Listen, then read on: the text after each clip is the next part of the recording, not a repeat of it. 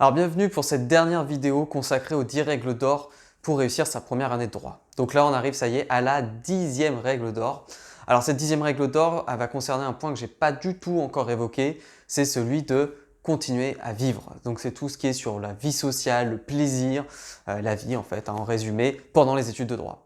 Trop souvent, on a tendance à oublier de vivre. Pourquoi? Parce qu'on se plonge dans le travail, on a la tête dans le guidon et on va à fond et on ne se retourne pas. On ne regarde pas à côté nos amis, on oublie notre famille et on arrête de sortir, on arrête de vivre, on arrête même des fois de faire du sport, voire faire des pauses la journée.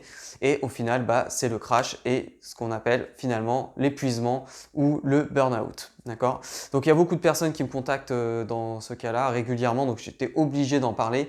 Et c'est loin d'être un cas isolé parce que même si on ne va pas jusqu'au burn-out, on peut facilement avoir des moments où on va craquer, où on va être plus fatigué que d'autres. Et donc le problème, c'est que si on craque à un moment où il ne faut pas craquer, eh ben, on peut rater un examen, on peut rater un TD, on peut être défaillant, il peut arriver beaucoup de choses à cause juste de cette petite faille-là. Et puis ensuite, il va falloir aussi s'en remettre et ça peut mettre du temps. Donc pour éviter ces inconvenances, on va essayer de voir ensemble très rapidement qu'est-ce qu'il faut mettre en place. Ce qu'il faut penser, c'est toujours continuer à sortir au moins une fois dans la semaine. D'accord? La semaine ou le week-end. Hein. Mais il faut voir au moins des amis et de la famille une fois par semaine. C'est le minimum. Il ne peut pas être en dessous. Hein. Ce n'est pas négociable. L'idéal, ça serait 3-4 fois. Mais après, ça peut être compliqué si on est loin de sa famille, de ses amis, en termes d'emploi du temps. Bon, voilà, une fois, ça paraît être le minimum. Pour le sport, pareil. Dans l'idéal, il faudrait le découper en plusieurs fois, en 2-3 fois. Mais ça n'a pas besoin d'être très long. Ça peut être simplement 10 minutes ou un quart d'heure. Mais dans la journée, on se crée une pause d'un quart d'heure ou une demi-heure. On fait, je sais pas, des ponts, des squats, des abdos, on va courir, ce que vous voulez. Mais c'est très important d'avoir ces moments de pause qui en fait ont un double intérêt. Déjà, ça va vous couper dans votre travail, donc votre cerveau va se mettre un peu sur pause, mais en plus, ça va avoir un effet régénérateur.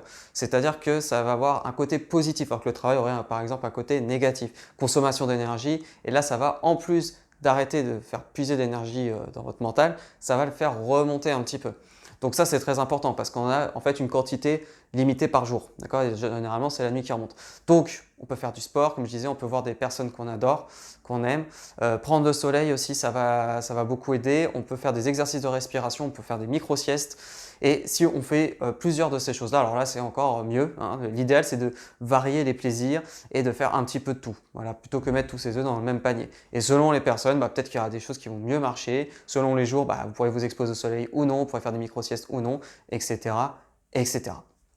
Donc, voilà ce qui est important. Je compte sur vous vraiment pour appliquer ce conseil-là, même si ce n'est pas parfait au début.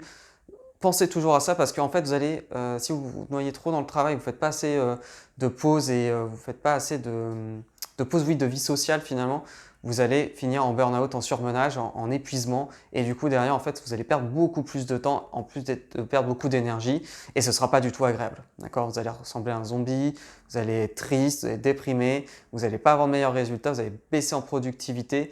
Donc en fait c'est que négatif, c'est un cercle vicieux. Alors que moi ce que je vous propose c'est un cercle vertueux, c'est de remettre des petits temps de pause et de plaisir dans la vie. Et d'ailleurs la vie c'est ça normalement. Donc voilà, si vous avez des questions sur cette vidéo, si vous avez des questions sur la série de vidéos en elle-même, n'hésitez pas à me mettre un commentaire. Si jamais c'est une question un peu privée, à me demander de communiquer par message. Donc moi, il y a mon adresse mail de toute façon qui est toujours accessible. Je la remets toujours dans la description. Donc vous pouvez m'envoyer le mail à l'adresse suivante, damien@lesystemb.fr. Vous m'envoyez votre message en privé si c'est quelque chose d'un peu plus intime. Voilà. Je vais m'arrêter là. Je vous remercie beaucoup. Donc cette vidéo était un petit peu plus longue, c'est normal. C'était la dernière. Voilà, je vais recommencer bientôt une autre série de vidéos. Donc pensez-vous à bien vous abonner pour avoir au fur et à mesure les nouvelles. Peut-être que cette série sera revue aussi dans quelques mois ou quelques temps en tout cas pour être encore améliorée suite à vos retours. Peut-être que je la compléterai, on ira au-delà de 10 règles d'or. En attendant, je vous souhaite bonne continuation, appliquez un maximum des conseils que je vous propose. N'essayez pas non plus de tout appliquer d'un coup, faites-le au fur et à mesure, allez à l'essentiel, ce qui est le plus intéressant et important pour vous à l'instant T. Et ensuite, sachez que vous aurez une marge de progression et vous pourrez y aller. Voilà, en attendant, je vous dis ciao et à la prochaine.